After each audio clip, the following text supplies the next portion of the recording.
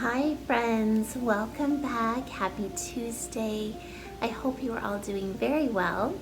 Today we are going to start with our mindful practice, and today we are on the letter J. J is for joy. Joy is allowing excitement to fill you up and appear as smiles, giggles, and laughs. So I want you to take a moment and think about all of the things in your life that make you smile, make you giggle, make you laugh. It could be a person, it could be a place, it could be an object in your home. Take a moment, close your eyes, and fill your mind with all of the things that bring you joy. We're going to start today with the three little wolves and the big bad pig. Once upon a time, there were three cuddling little wolves with soft fur and fluffy tails who lived with their mother. The first was black, the second was gray, and the third was white. One day, the mother called the three little wolves around her and said, "My children, it is time for you to go out into the world. Go and build a house for yourselves, but beware of the big bad pig." "Don't worry, Mother. We'll watch out for him," said the three little wolves, and they set off.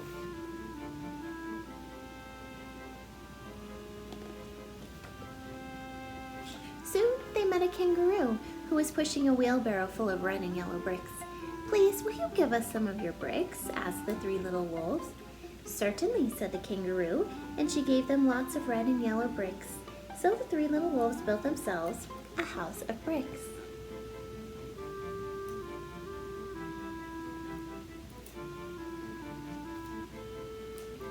The very next day, the big bad pig came prowling down the road and saw the house of bricks that the little wolves had built.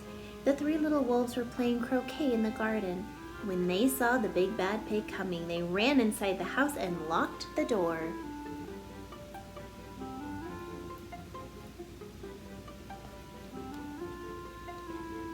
The pig knocked on the door and grunted, little wolves, let me come in."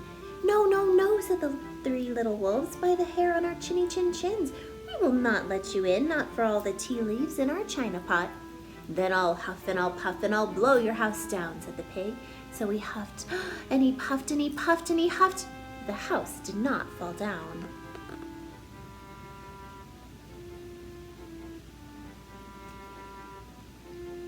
But the pig wasn't called big and bad for nothing. He went and fetched his sledgehammer, and he knocked the house down. The three little wolves only just managed to escape before the bricks crumbled, and they were very frightened indeed.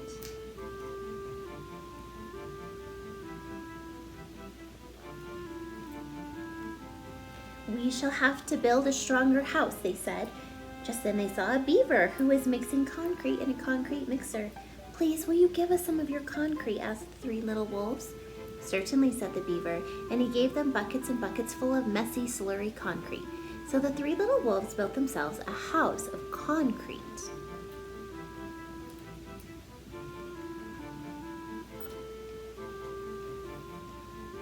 No sooner had they finished than the big bad pig came prowling down the road and saw the house of concrete that the little wolves had built. They were playing badminton in the garden, and when they saw the big bad pig coming, they ran inside their house and shut the door. The pig rang the doorbell and said, "Little frightened wolves, let me come in." "No, no, no," said the three little wolves. "By the hair on our chinny chin chins, we will not let you in, not for all the tea leaves in our china pot." "Then I'll huff and I'll puff and I'll blow your house down," said the pig. So he huffed and he puffed and he puffed and he huffed, but the house did not fall down.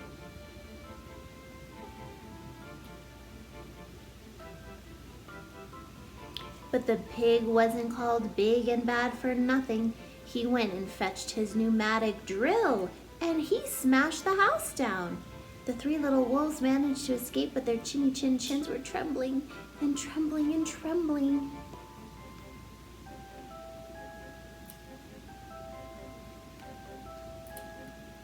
"We shall build an even stronger house," they said, because they were very determined. Just then they saw a truck coming along the road carrying barbed wire, iron bars, armor plates, and heavy metal padlocks. Please, will you give us some of your barbed wire, a few iron bars and armor plates, and some heavy metal padlocks?" They said to the rhinoceros who was driving the truck. "Sure," said the rhinoceros, and he gave them plenty of barbed wire, iron bars, armor plates, and heavy metal padlocks. He also gave them some plexiglass and some reinforced steel chains because he was a generous and kind-hearted rhinoceros. So the three little wolves built themselves an extremely strong house. It was the strongest secret house one could possibly imagine. They felt absolutely safe.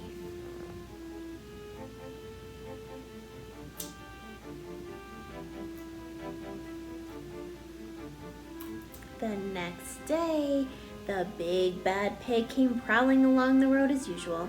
The three little wolves were playing hopscotch in the garden. When they saw the big bad pig coming, they ran inside their house, bolted the door, and locked all 37 padlocks. The pig dialed the video entrance phone and said, "Little frightened wolves, with the trembling chins, let me come in."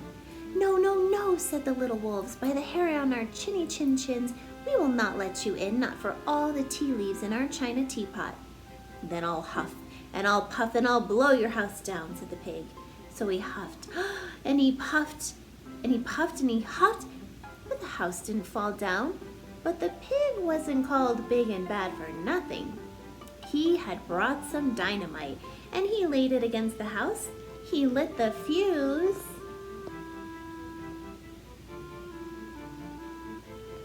And the house exploded. The three little wolves just managed to escape with their fluffy tails scorched.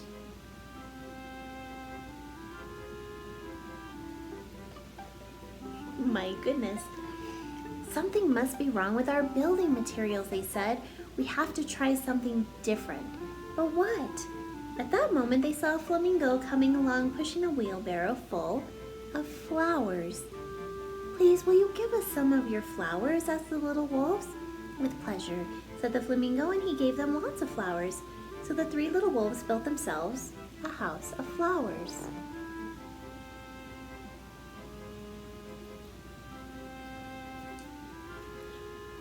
One wall was of marigolds, one was of daffodils, one of pink roses, and one of cherry blossoms.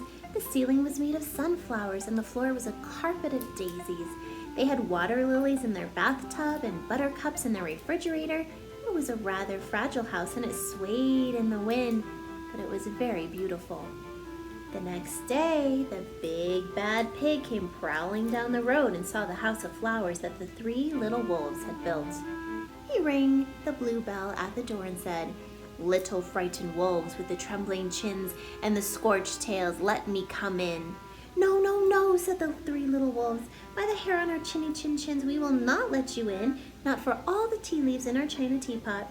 "Then I'll huff and I'll puff and I'll blow your house down," said the pig.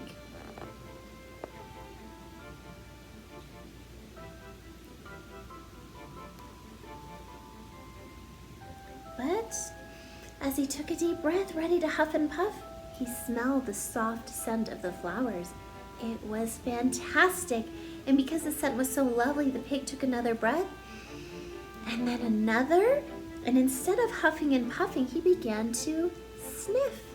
He sniffed deeper and deeper until he was quite filled with the fragrant scent. His heart grew tender, and he realized how horrible he had been. Right then, he decided to become a big, good pig. And then he started to sing and dance the tarantella.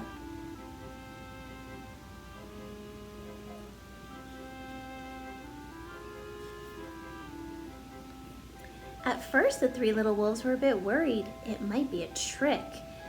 But soon they realized that the pig had truly changed, so they came running out of the house, and they started playing games with him. First they played Pig Pog and then Piggy in the middle, and when they were all tired, they invited him into the house.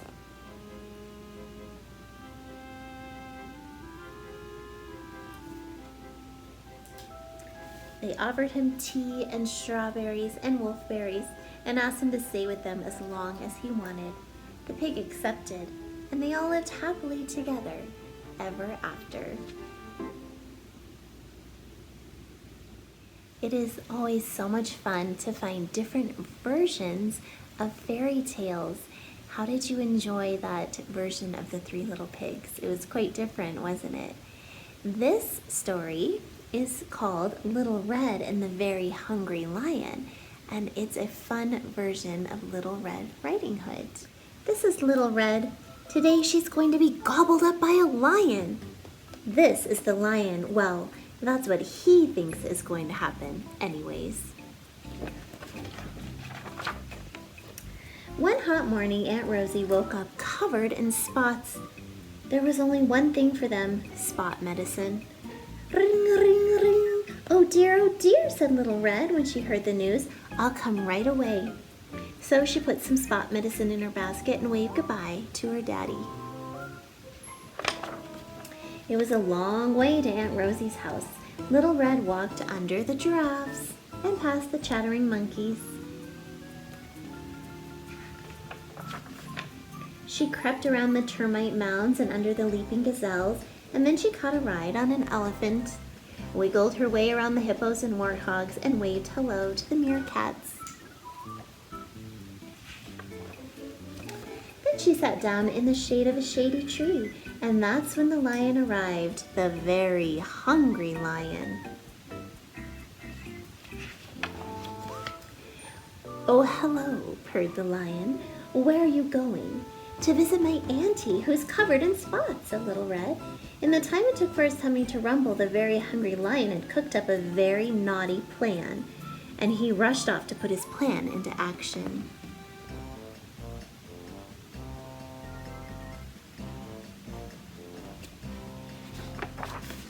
When he arrived, the very hungry lion stuffed Auntie Rosie in a cabinet and locked the door. Then he squeezed himself into one of her nightgowns and covered himself all over in spots.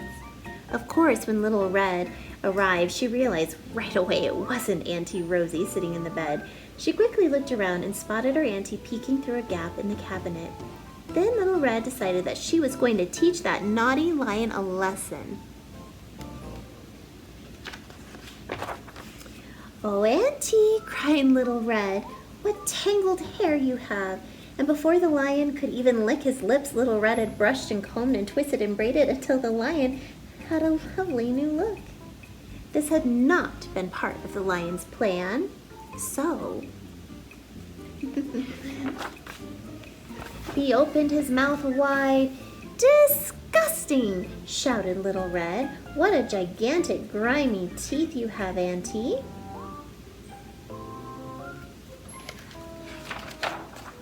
And Little Red made the very hungry lion brush his teeth until they sparkled. Oh, Auntie, sighed Little Red, what an old nightgown you're wearing. And before the very hungry lion knew it, Little Red had found a much prettier dress for him to wear. This had not been part of the lion's plan either. Stop! Yelled the lion. I am a very hungry lion and my tummy is grumbling. Little Red pointed her finger. Wow, trying to eat children and aunties is very naughty. If you were hungry, all you had to do was ask for some food. The very hungry lion let Auntie Rosie out of the cabinet and said sorry ever so politely. Little Red gave Auntie Rosie the spot medicine, which worked immediately. Then the three of them gobbled up a whole basket of donuts together. The lion had 5.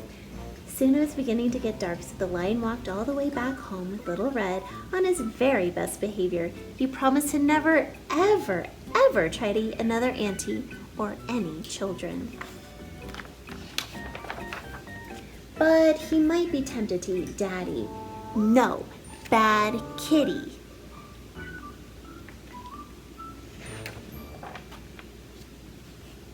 The end. Bye, boys and girls. Thanks for joining me again today. I hope you are having a wonderful day and getting a lot of work done for school, but also enjoying the beautiful weather, playing and being creative, exploring, building, all of those wonderful things.